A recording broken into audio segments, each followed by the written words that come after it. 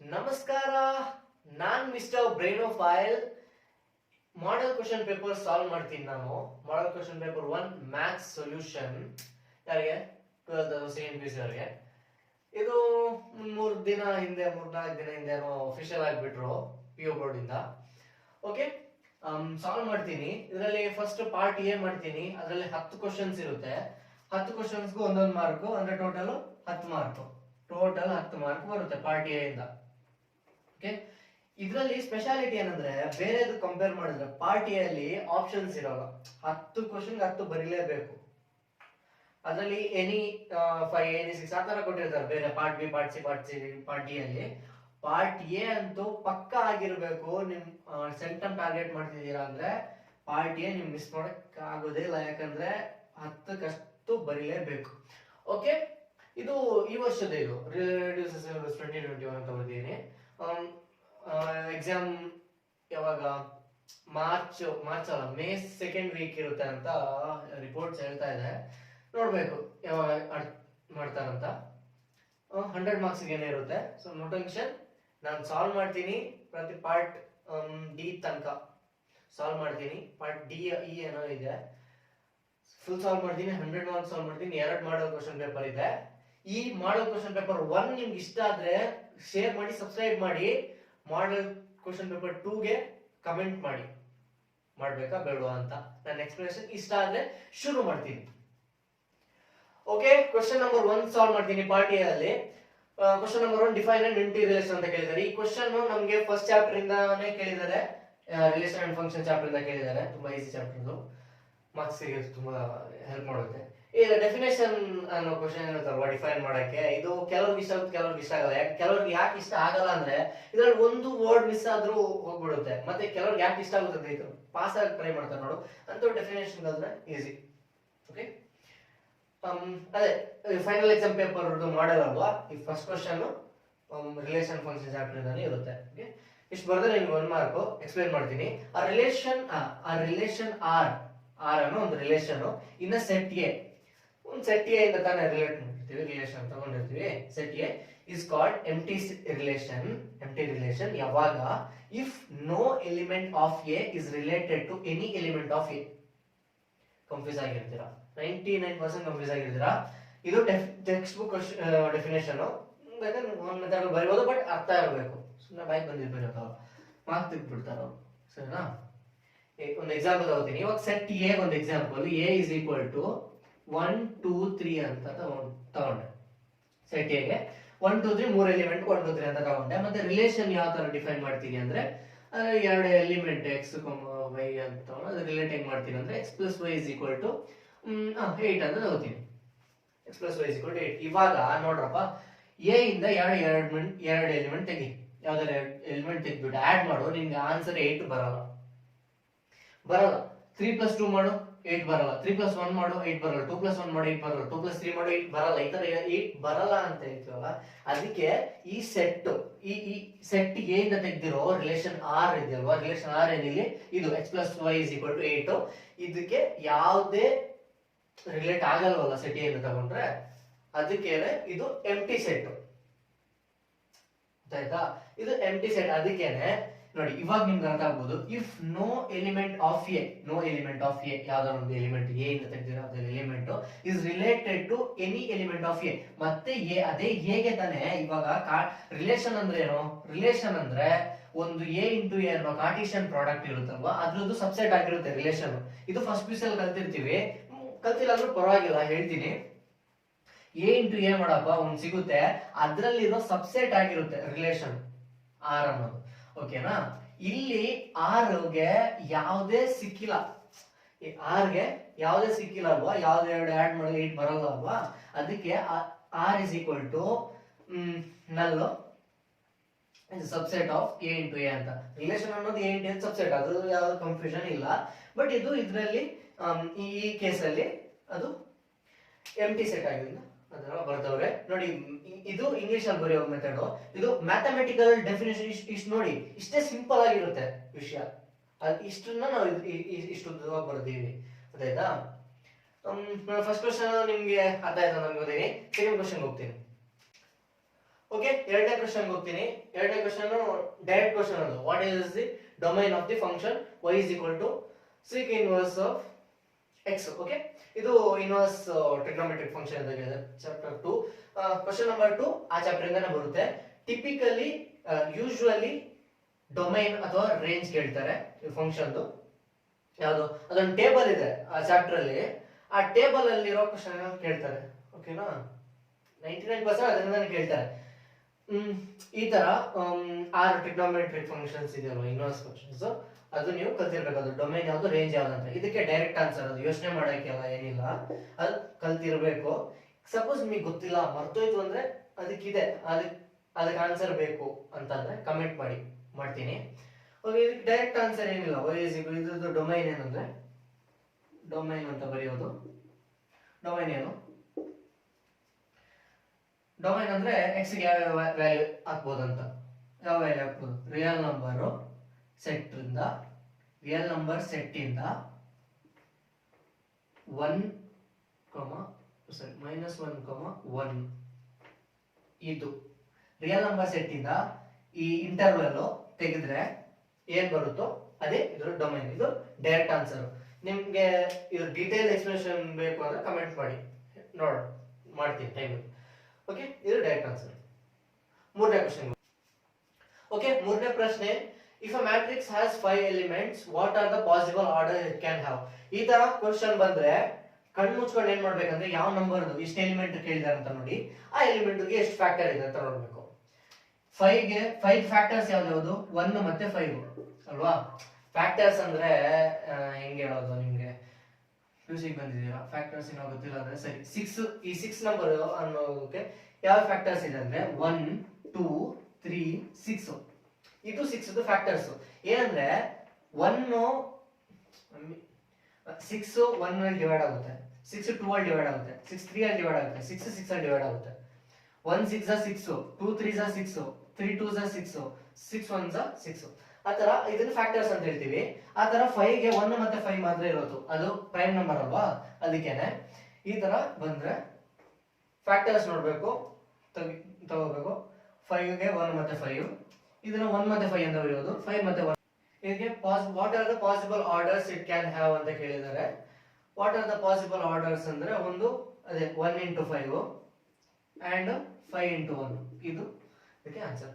1 into 5, 5 into 1 ಇದು ಹೆಂಗೆ ಅಂತ ಅರ್ಥ ಆಗಿಲ್ಲ ಅಂತ ಕೇಳಿದ್ರೆ, ಅರ್ಥ ಆಗಿಲ್ಲ ಅಂದ್ರೆ ಏನಂದ್ರೆ ಇಷ್ಟೇ.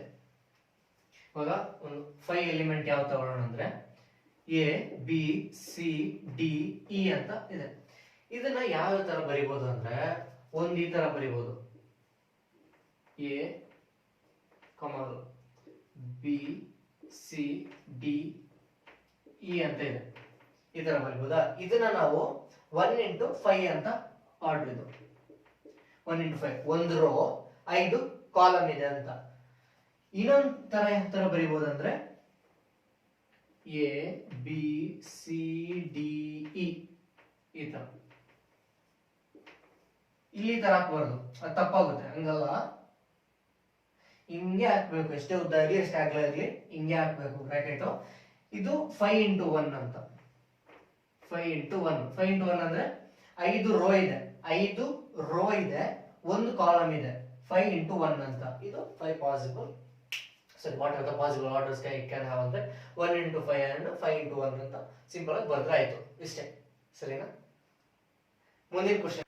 ಓಕೆ, ಮುಂದಿನ ಪ್ರಶ್ನೆ, ನಾಲ್ಕನೇ ಪ್ರಶ್ನೆ ಫೈನಲ್ ಎಕ್ಸಾಮ್ ಪೇಪರ್ ಅಲ್ಲಿ ಡಿಟರ್ಮಿನೆಂಟ್ ಚಾಪ್ಟರ್ ಇಂದಾನೆ ಬರುತ್ತೆ. ಓಕೆ, ಇಲ್ವಾ ಅದೇ ಕೊಟ್ಟಿದ್ದಾರೆ. Find the value for x for which ತರ ಡಿಟರ್ಮಿನೆಂಟ್ ಕೊಟ್ಟಿದ್ದಾರೆ ಎರಡು. ಓಕೆನಾ, 6 ಅಲ್ಲ, ಇಲ್ಲಿ x ಇರಬೇಕು. ಎರಡು ಡಿಟರ್ಮಿನೆಂಟ್ ಕೊಟ್ಟಿದ್ದಾರೆ. ಎರಡು ಡಿಟರ್ಮಿನೆಂಟ್ ಅಲ್ಲಿ ಫಸ್ಟ್ ಎಲ್ಲಿ ಪೂರ್ತಿ ನಂಬರ್ಸ್ ಎಲ್ಲ ಕರೆಕ್ಟ್ ಆಗಿದೆ, ಈ ವೇರಿಯಬಲ್ ಇದೆ, ಸೊ ಅದ್ ಮುಟ್ಟೋದು ಬೇಡ. ಫಸ್ಟ್ ಇದು ಡಿಟರ್ಮಿನೆಂಟ್ ಕಂಡುಹಿಡಿಯೋಣ. ಏನು ಈ ಡಿಟರ್ಮಿನೆಂಟ್ ಹೆಂಗ್ ಕಂಡುಹಿಡಿಯೋದಂದ್ರೆ, ಈ ನಂಬರ್ ಮತ್ತೆ ಈ ನಂಬರ್ ಮಲ್ಟಿಪ್ಲೈ ಮಾಡು, ಅದಾದ್ಮೇಲೆ ಮೈನಸ್ ಮಾಡು, ಅದಾದ್ಮೇಲೆ ಈ ನಂಬರ್ ಮತ್ತೆ ಈ ನಂಬರ್ ಮಲ್ಟಿಪ್ಲೈ ಮಾಡಿ. ಪ್ಯಾಟರ್ನ್ ಇಟ್ಕೊಳ್ಳಿ. ಮ್ಯಾಥ್ಸ್ ಅಲ್ಲಿ ಯಾವಾಗಲೂ ಬಯಾಡ್ ಹೊಡಿಯೋಕ್ಕಿಂತ ಈ ತರ ಪ್ಯಾಟರ್ನ್ಸ್ ಅಲ್ಲಿ ಇಟ್ಕೊಳ್ಳಿ, ಹೆಲ್ಪ್ ಆಗುತ್ತೆ. ಮರೆಯಲ್ಲ, ತುಂಬಾ ರೇರ್ ಅದು. ನಾನು ಕ್ಯೂಬ್ ರೂಟ್ ಹೆಂಗೆ ನೆನ್ಪಿಟ್ಕೊಳ್ಳೋದು, ಐ ಮೀನ್ ಬೇಗ 1 ಸೆಕೆಂಡ್ ಅಲ್ಲಿ ಕ್ಯೂಬ್ ರೂಟ್ ತೆಗೆಯುವಂತ ಒಂದು ವಿಡಿಯೋ ಮಾಡಿದೆ. ನೋಡಿ ಅಂದ್ರೆ ನೋಡಿ ಅದು ಸಕ್ಕತ್ತಾಗಿ ಅದ್ರಲ್ಲಿ ಒಂದು ಪ್ಯಾಟರ್ನ್ ಹೇಳಿದೆ. ಓಕೆ, ಇಲ್ಲ ಈ ನಂಬರ್ ಮತ್ತೆ ಈ ನಂಬರ್ ಮಲ್ಟಿಪ್ಲೈ ಮಾಡಿದ್ರೆ ಏನ್ ಬರುತ್ತೆ? 6 ಇಂಟು 6 36, ಆಮೇಲೆ ಮೈನಸ್ ಏನ್ ಬರುತ್ತೆ? ಮೈನಸ್, ಆಮೇಲೆ ಈ ನಂಬರ್ ಮತ್ತೆ ಈ ನಂಬರ್ ಈ ತರ ಮಲ್ಟಿಪ್ಲೈ ಮೈನಸ್ ಮಲ್ಟಿಪ್ಲೈ, ಇದು ಪ್ಯಾಟರ್ನ್. 18 ಇಂಟು 2 36, ಆನ್ಸರ್ ಬರುತ್ತೆ 0. ಇದು ಆನ್ಸರ್ 0 ಅಂತ ಆಯ್ತು. ಇದು ಇಸ್ ಈಕ್ವಲ್ ಟು 0 ಅಂತ ಆಯ್ತು. ಓಕೆ, ಇವಾಗ ಇದನ್ನ ಹೆಂಗ್ ಬಿಡಿಸೋದಂದ್ರೆ ಇದು ಡಿಟರ್ಮಿನೆಂಟ್ ಹೆಂಗ್ ತೆಗೆಯೋದು? ಇದು ಇಂಟು ಇದು x ಇಂಟು x ಏನು? x ಸ್ಕ್ವೇರ್ ಮೈನಸ್ ಮೈನಸ್ ಇದು ಇಂಟು ಇದು 18 ಇಂಟು 2 36 ಇಸ್ ಈಕ್ವಲ್ ಟು ಏನು? ಈ ಕಡೆ ನಮಗೆ 0 ಬಂತು, ಅದನ್ನ ಬರೆದ್ರೆ ಆಯ್ತು. ರೈಟ್ ಹ್ಯಾಂಡ್ ಸೈಡ್ ನಮಗೆ 0 ತಾನೇ ಬಂತು, ಅದನ್ನ ಬರೆದ್ರೆ ಆಯ್ತು. ಏನಿಲ್ಲ, ಇದು ಮೈನಸ್ 36 ಇರುತ್ತೆ, ಆ ಕಡೆ ಹೋದಾಗ ಪ್ಲಸ್ 36 ಆಗುತ್ತೆ. x square is equal to 36. x ಗೆ ಏನು value? x is equal to root of 36 ಅಂತ. root of 36 answer x is equal to plus or minus 6 ಬರುತ್ತೆ. ಇದೇನಪ್ಪ ಮೈನಸ್ 6 ಅಂತ ಕೇಳಿದ್ರೆ ನೋಡಿದ್ರು, ಮೈನಸ್ 6 ಸ್ಕ್ವೇರ್ ಮಾಡಿದ್ರು ನಮಗೆ 36 ಬರುತ್ತೆ, 6 ಸ್ಕ್ವೇರ್ ಮಾಡಿದ್ರು ನಮಗೆ 36 ಬರುತ್ತೆ. ಅದು ಮ್ಯಾಥ್ಸ್ ಸ್ಪೆಷಾಲಿಟಿ. ಓಕೆ, ಅದಕ್ಕೆ ಇವಾಗ x ಗೆ ನಮ್ಗೆ ಎರಡು ವ್ಯಾಲ್ಯೂ ಕೊಡ್ಬೋದು, ಒಂದು ಪ್ಲಸ್ 6 ಮತ್ತೆ ಮೈನಸ್ 6. ಏನು ಜಸ್ಟ್ ಇದನ್ನ ಬರೆದ್ರೆ 1 ಮಾರ್ಕ್ ಸಿಕ್ಬಿಡುತ್ತೆ. ಇದನ್ನ ಬರೆಯೋಕ್ಕೋಸ್ಕರ ಇಷ್ಟು ಉದ್ದಾಡಿದ್ದು. ಓಕೆ, ಇನ್ನೊಂದು ನೋಡು, ನೀವೊಂದು ಕನ್ಫ್ಯೂಸ್ ಆಗಬಾರ್ದು. ನೀವು ಎಕ್ಸಾಮ್ ಅಲ್ಲಿ ಕನ್ಫ್ಯೂಸ್ ಆಗ್ಬಿಟ್ರೆ ಹೋಯ್ತು. ಇದು ಫಸ್ಟ್ ಮೇನ್ ಆಪ್ಷನ್ ಇರಲ್ಲಪ್ಪ, ಮಾರ್ಕ್ಸ್ ಹೋಗುತ್ತೆ. ಅಲ್ಲಂದ್ರೆ ಒಂದು 8 ಇರುತ್ತೆ, ಒಂದು 6 ಬರೆದ್ರೆ 8ರಲ್ಲಿ 8 ಬರೋದು, ಒಂದು 2 ಮಿಸ್ಟೇಕ್ ಆದ್ರೂ ವಿಷಯ ಅಲ್ಲ, 6 ಕೌಂಟ್ ಆಗೋದಲ್ವಾ. ಅದಕ್ಕೆ ಏನ್ ಗೊತ್ತಾ, ಇವಾಗ ನೀವು ಈ ತರ ಯೋಚನೆ ಮಾಡಕ್ ಹೋದ್ರಿ ಅನ್ಕೊಳ್ಳಿ. ಡಿಟರ್ಮಿನೆಂಟ್ ಬಂದಾಗ ನೋಡು, ಇಲ್ಲಿ 18 ಇದೆ, ಇಲ್ಲಿ 18 ಇದೆ, ಇಲ್ಲಿ 2 ಇದೆ, ಇಲ್ಲಿ 2 ಇದೆ, ಇಲ್ಲಿ x ಇದೆ, ಇಲ್ಲಿ x ಇದೆ, ಇಲ್ಲೂ ಸೇಮ್ ನಂಬರ್ ಇದೆ, ಇಲ್ಲೂ ಸೇಮ್ ನಂಬರ್ ಇದೆ, ಇಲ್ಲೂ x ಇದೆ. ಹಾಗಾದ್ರೆ x ವ್ಯಾಲ್ಯೂ 6 ತಾನೆ? x ವ್ಯಾಲ್ಯೂ 6 ತಾನೆ? ಅಲ್ಲ, ಬರೀ 6 ಅಲ್ಲ, x value plus or minus 6. ಇಲ್ಲಿ x ಬದಲು ಪ್ಲಸ್ 6 ಹಾಕಿದ್ರು ಸರಿ ಬರುತ್ತೆ ಆನ್ಸರ್, x ಬದಲು ಮೈನಸ್ 6 ಹಾಕಿದ್ರು ಸರಿ ಬರುತ್ತೆ ಆನ್ಸರ್. ಇದು ಡಿಟರ್ಮಿನೆಂಟ್ ಇರೋದ್ರಿಂದ. ಸಪೋಸ್ ಇದು ಮ್ಯಾಟ್ರಿಕ್ಸ್ ಅಂತ ಅನ್ಕೊಳ್ಳಿ. ಈ ಕ್ವಶನ್ ಬಿಟ್ಬಿಡಿ, find the values of x ಎಲ್ಲ ಬಿಟ್ಬಿಡಿ.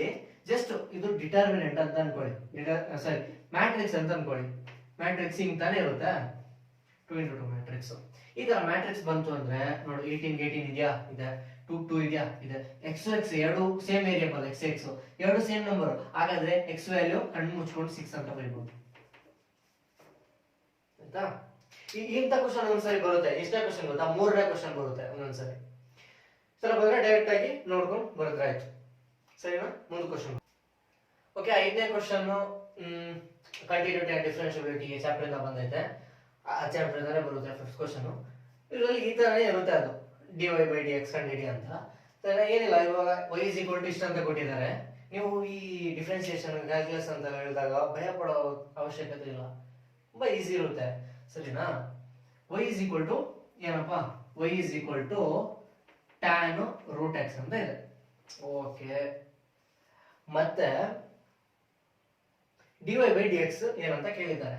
ಈ y ಇದೆ, ಈ y ಇದೆ, ಮಿಕ್ಕಿದ ಏನ್ ಪೋರ್ಷನ್? ಮಿಕ್ಕಿದ ಪೋರ್ಷನ್ ಇದು. ಅದನ್ನ ಎರಡು ಕಡೆ ಮಲ್ಟಿಪ್ಲೈ ಮಾಡು. ಟೇಕಿಂಗ್ ತರ ಬರಿಬೇಕು. ಟೇಕಿಂಗ್ ಮಲ್ಟಿಪ್ಲೈ ಅಂತ ಬರೆದ್ರೆ ಹಾಕ್ಬಿಡ್ತಾರೆ, ಮಾರ್ಕ್ ತೆಗಿತಾರೆ. Taking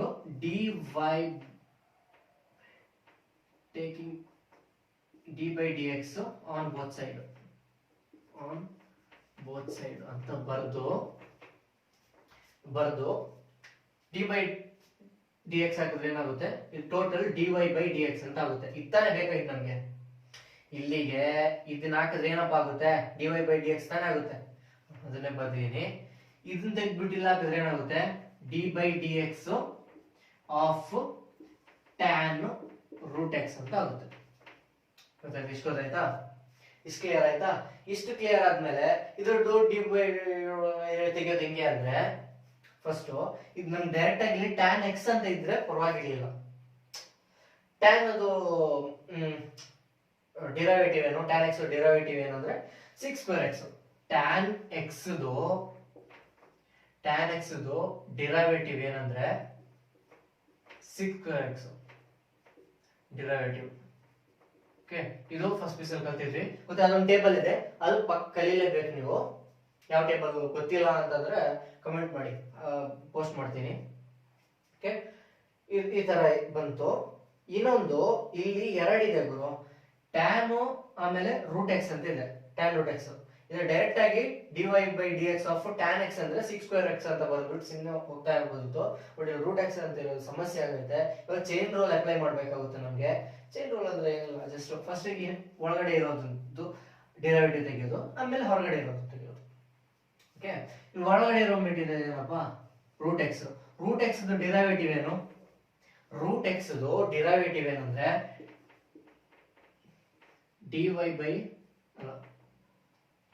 D root x of dx, ಅಥವಾ ರೂಟ್ ಎಕ್ಸ್ ಡಿರೈವೇಟಿವ್ ಏನಂತ ಕೇಳಿದ್ರೆ ಡೈರೆಕ್ಟ್ ಆಗಿ 1/2 ರೂಟ್ ಎಕ್ಸ್ ಅಂತ ಬರ್ದಾಯ್ತು. ಇದು ನಿಮಗೆ ನೆನಪಿದ್ರೆ ಈಸಿ ಆಗುತ್ತೆ. 1/2 root x. Root x derivative 1/2 root x. ಇದು ತಲೆ ಇಟ್ಕೊಳ್ಳಿ, ಫಿಕ್ಸ್ ಮಾಡ್ಕೊಳ್ಳಿ.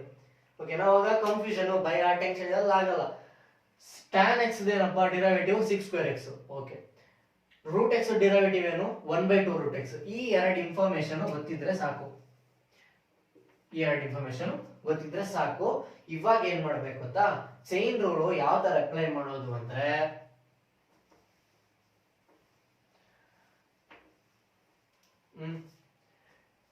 ಫಸ್ಟ್ ಒಳಗಡೆ ಇತ್ತಲ್ವಾ, ಒಳಗಡೆ ಇರೋದು ಡಿರೈವೇಟಿವ್ ಏನು? ಒಳಗಡೆ ಇದ್ದಿದ್ದು ಇದು 1 ಮಾರ್ಕ್ ಕ್ವಶನ್ ಅಲ್ವಾ, ಡೈರೆಕ್ಟ್ ಆನ್ಸರ್ ಬರೆದ್ರೆ ಸಾಕು. ಓಕೆ,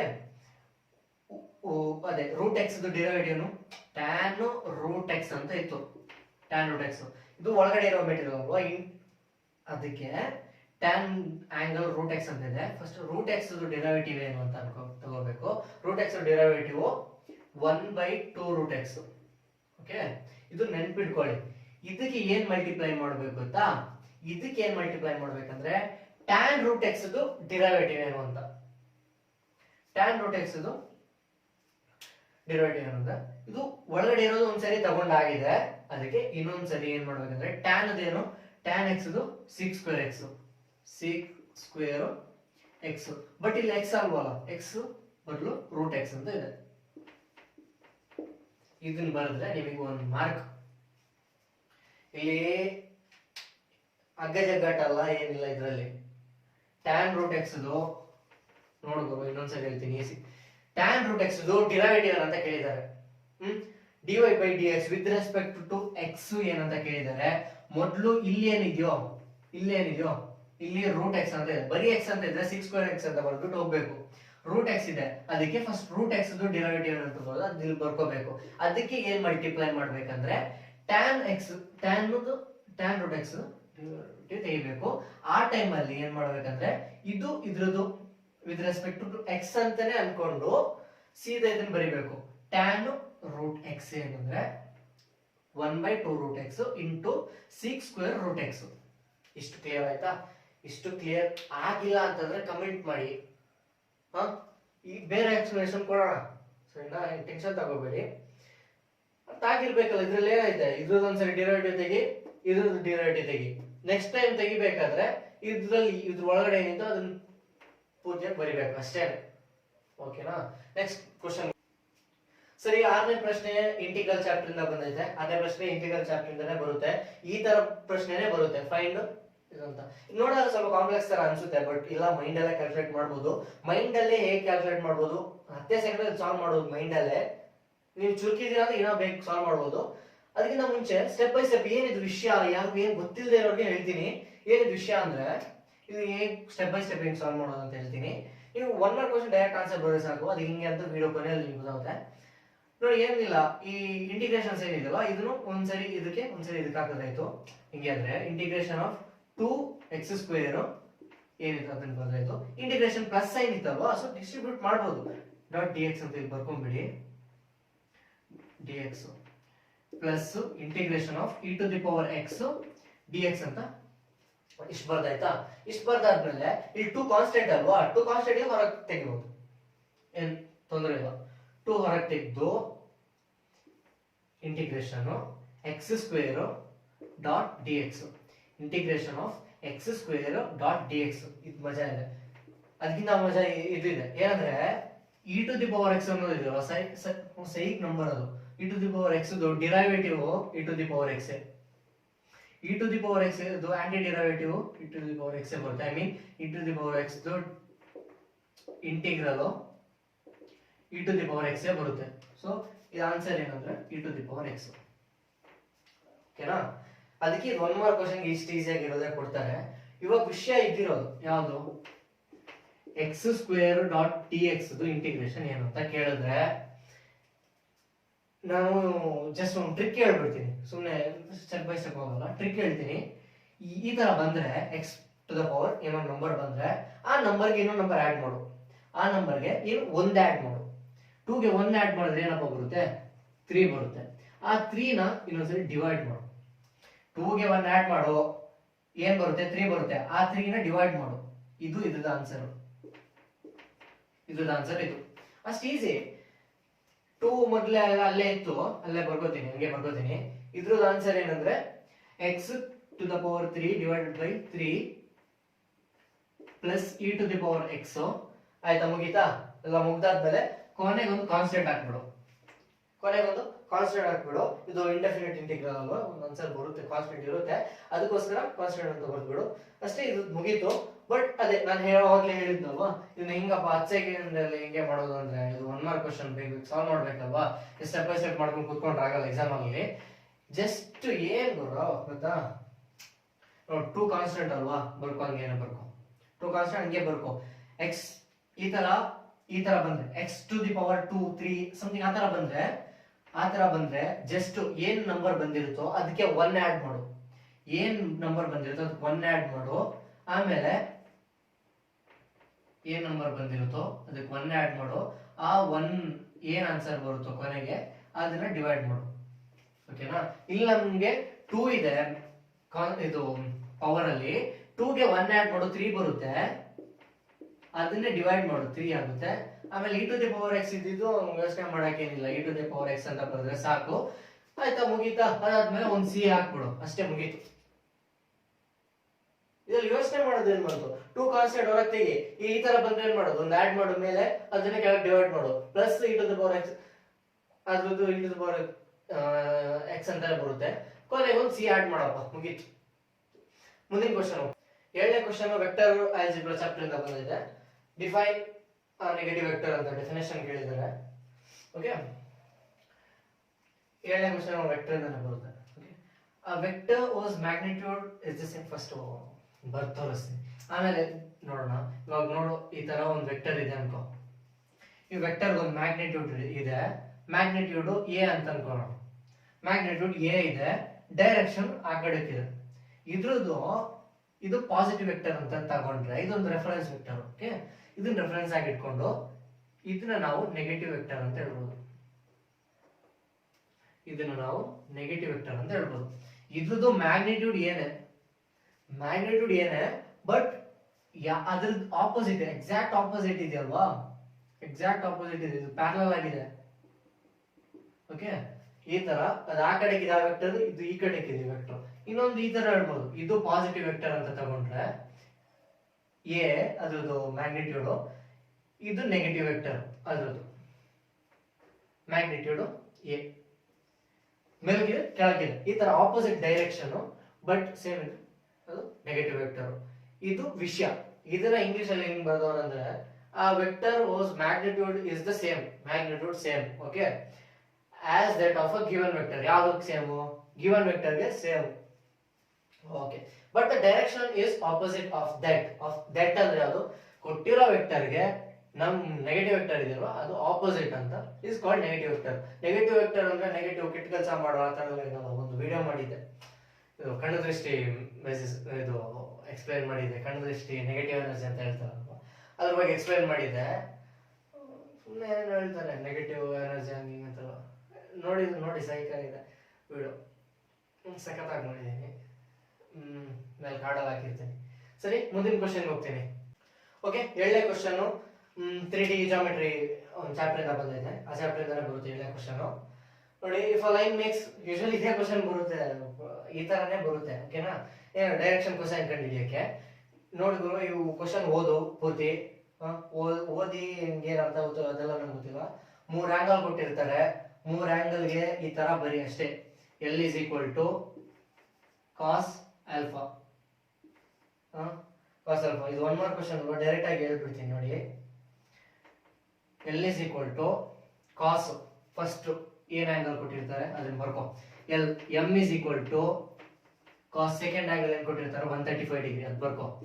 ಆದ್ಮೇಲೆ n is equal to cos ಮೂರನೇ ಆಂಗಲ್ ಏನ್ ಕೊಟ್ಟಿರ್ತಾರೆ 45 ಡಿಗ್ರಿ, cos 45 ಡಿಗ್ರಿ ಅಂತ ಬರ್ಕೋ. ಇದ್ರ ವ್ಯಾಲ್ಯೂ ಕಂಡಿಡಿದ್ರೆ ಆನ್ಸರ್ ಸಿಕ್ತು ಅಷ್ಟೇನೆ. ಇದು 3D ಇಮ್ಯಾಜಿನ್ ಮಾಡಕ್ ಆಗಲ್ಲ ಗುರು, ಅಕ್ಕನ ಗುರು, ನಮ್ಮನ ಗುರು ಎಲ್ಲ ಹೇಳಿದ್ರೆ ಬೇಕಾಗಿಲ್ಲ, ಡೈರೆಕ್ಟ್ ಆಗಿ ಬರ್ದ್ರೆ ಆಯ್ತು. L is equal to cos 90 ಏನಪ್ಪ, cos 0 1, cos 90 0 ಅಲ್ವಾ, cos 90 0 ಒಂದು ಆನ್ಸರ್ ಸಿಕ್ತು. cos 135 ಏನು ಸ್ವಲ್ಪ ಲೆಕ್ಕ ಹಾಕೋ ತರ ಇದೆ. cos 45 ಏನು ಅಂತ ನೋಡೋಣ. N is equal to cos 45 degree ಏನು 1/√2.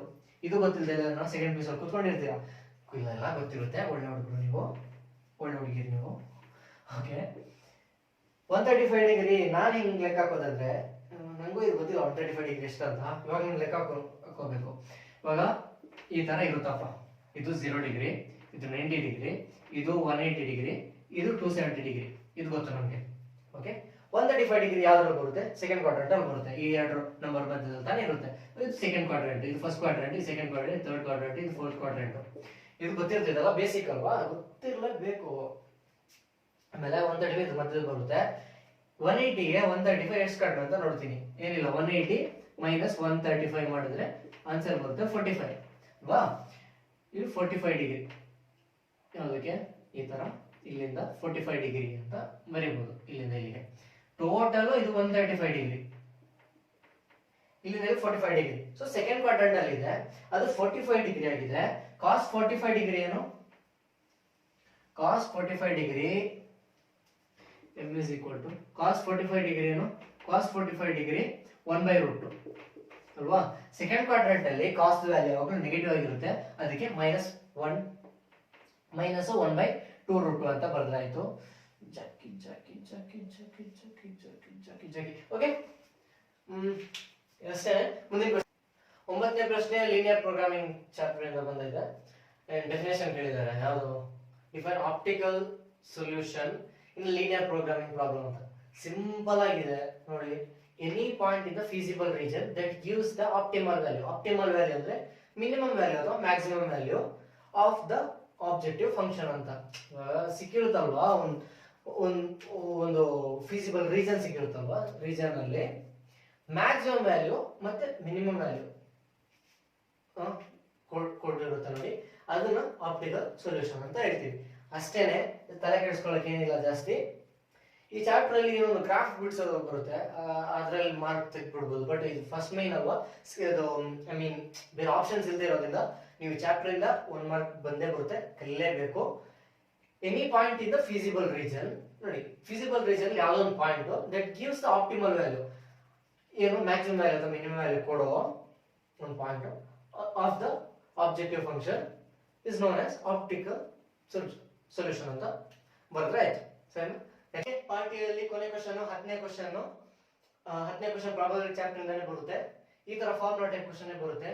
ಯೂಶುವಲಿ ಈ ಫಾರ್ಮುಲಾ ಬರೋ ಕ್ವಶನ್ ಬರುತ್ತೆ. ಓಕೆನಾ, ಇಲ್ಲ ಇದಕ್ಕೆ ಈಸ್ ಈಕ್ವಲ್ ಟು ಏನ್ ಫಾರ್ಮುಲಾ ಹಾಕಿದ್ರೆ ಆಯ್ತು, P of A intersection B divided by P of B ಅಂತ ಹಾಕಿದ್ರೆ ಆಯ್ತು. ಓಕೆನಾ, ಈ ತರ ಹಾಕಿದ್ಮೇಲೆ ಈ ವ್ಯಾಲ್ಯೂ ಏನ್ ಕೊಟ್ಟಿರ್ತಾರೋ ಅದನ್ನ ಬರಿ 4/13 ಅಂತ ಬರಿ. ಆದ್ಮೇಲೆ ಪಿ ಆಫ್ ಬಿ ಏನು 9/13, 13 ಕ್ಯಾನ್ಸಲ್ ಮಾಡ್ಬೇಕು. ಇವಾಗ ಇದು ಇದ್ಯಾಕೆ ಕೊಟ್ಟಿದ್ದಾರೆ ಅಂದ್ರೆ ಕನ್ಫ್ಯೂಸ್ ಆಗಿದೆ ಅಂತ ಕೊಟ್ಟಿದ್ದಾರೆ, ಕೆಲವರು ಗೊತ್ತಿರೋರು ಬೈಬಲ್ ಹಾಕ್ತಾರೆ. ಓಕೆ 13 ಕ್ಯಾನ್ಸಲ್ ಆಗುತ್ತೆ. ಯಾಕೆ ಕ್ಯಾನ್ಸಲ್ ಆಗುತ್ತೆ ಅಂತ ಕೇಳಿದ್ರೆ PUC ಮಕ್ಕಳಿಗೆ ಇದು ಗೊತ್ತಿಲ್ಲ ಅಂದ್ರೆ ಕಷ್ಟ. 13/9 ಕ್ಯಾನ್ಸಲ್ ಆಗುತ್ತೆ, 4/9 ಅಂತ ಬರುತ್ತೆ.